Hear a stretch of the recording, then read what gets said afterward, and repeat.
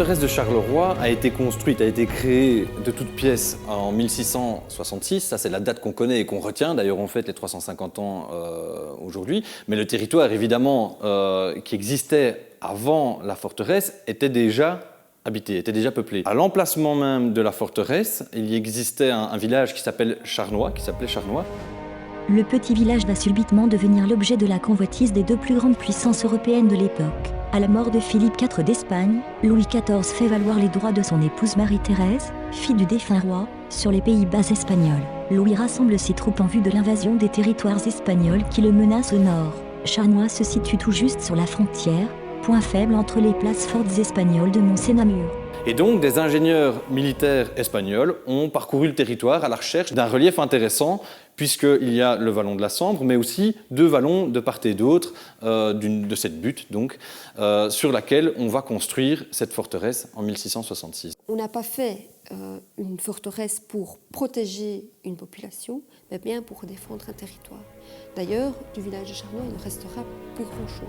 Le 3 septembre 1666, le marquis de Castel-Rodrigo, gouverneur des Pays-Bas espagnols, pose la première pierre de la nouvelle forteresse qui renforcera sa frontière avec la France. 900 ouvriers sont mobilisés de gré ou de force dans ce chantier qui engloutira plus d'un demi-million de livres. L'ouvrage prend la forme d'une enceinte hexagonale pourvue de murailles hautes de 10 mètres, de bastions et de demi-lunes autour d'une place centrale. Les défenses sont renforcées par des inondations et des zones marécageuses. La forteresse est baptisée Charleroi, en l'honneur du jeune roi d'Espagne, Charles II. La place Charles II est vraiment le cœur historique de cette forteresse. L'idée étant de favoriser, de faciliter la mobilité des troupes. Donc on pouvait parcourir effectivement cette forteresse facilement d'un bastion à l'autre, avec cette place au milieu, la place Charles II, qui était en fait une place d'armes.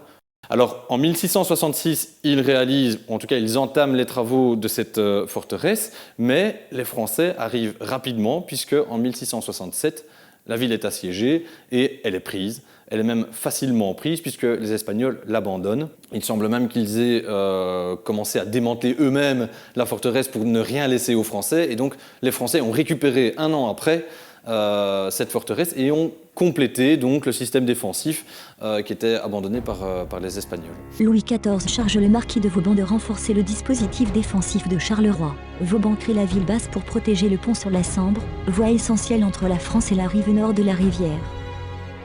Là où les Espagnols n'avaient créé qu'une place à vocation militaire, Vauban en fait désormais une véritable ville appelée à se développer.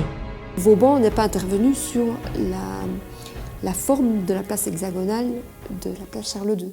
Il est intervenu bien plus tard, vers 1672-1673, pour améliorer les fortifications et les moyens de défense autour de la ville et pour créer la ville basse. Un apport essentiel aussi de cette période française, c'est que Louis XIV a octroyé des privilèges à la population, des habitants, pour venir s'installer dans la ville, dans la forteresse, pour servir aussi les militaires en termes de commerce et pour faire ville.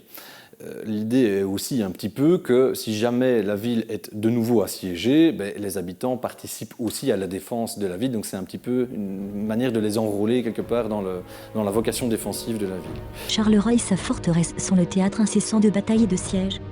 Espagnols, Français et Autrichiens s'y affrontent pendant 150 ans. En 1794, après la victoire de Fleurus, Charleroi est absorbé par la Nouvelle République française, puis par le Premier Empire. Charleroi restera française jusqu'à l'abdication de Napoléon Ier. Entre 1815 et 1830, les Hollandais entèmeront la troisième phase de développement de la forteresse. C'est uniquement à la période hollandaise, donc bien après, et on est à peu près à l'ère de la période industrielle, où les Hollandais, c'est de nouveau le mouvement inverse, ils ont développé la ville haute, de nouveau pour faciliter une retraite possible. Et donc tout le quartier qui se trouve derrière la place Charles II, le long de la rue Neuve, la rue de la Régence et l'avenue de Waterloo, c'est tout le quartier qui a été développé dans cette forteresse hollandaise du milieu du 19e. Sur le tracé des rues de la ville, on peut revoir les endroits où se trouvaient ces forteresses. Au niveau de la forteresse espagnole, la place Charles II, eh bien, nous avons tout autour différentes rues qui forment un hexagone et c'est l'endroit où se trouvait la forteresse espagnole. Pour la forteresse française, Vauban va fortifier le bas de la ville est la Sambre. Et nous retrouvons donc ici l'endroit où la forteresse française va être construite. Et la dernière forteresse qui sera construite à Charleroi, qui est la forteresse hollandaise, on la retrouve sur les grands boulevards qui entourent carrément le centre-ville de Charleroi. Au cours du XIXe siècle, l'industrie se développe et prospère au pays de Charleroi. Il y a une pression qui se fait sur ces remparts, sachant que il n'existe plus malheureusement sur Charleroi d'exemple de remparts, mais on sait par exemple sur ce qui se fait à Rocroi ou ce qui reste à Maubeuge que des remparts ça prend énormément de place. Et donc là il y a un potentiel foncier qui est intéressant pour développer la ville et à partir de 1867 on décide de démanteler les remparts.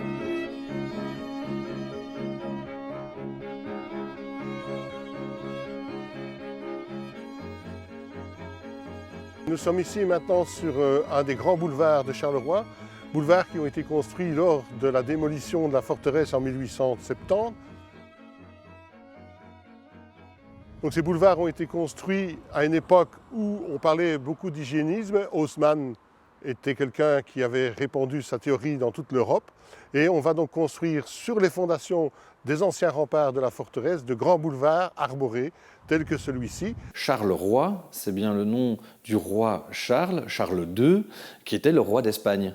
Ce qui est quand même assez surprenant dans la mesure où finalement cette ville qui a été développée par l'Espagne, elle s'est faite en un an. Elle a été tout de suite reprise par la France et Louis XIV. C'est assez surprenant qu'on ait gardé ce nom de Charleroi et la place Charles II, qu'on ait gardé ce nom du roi d'Espagne.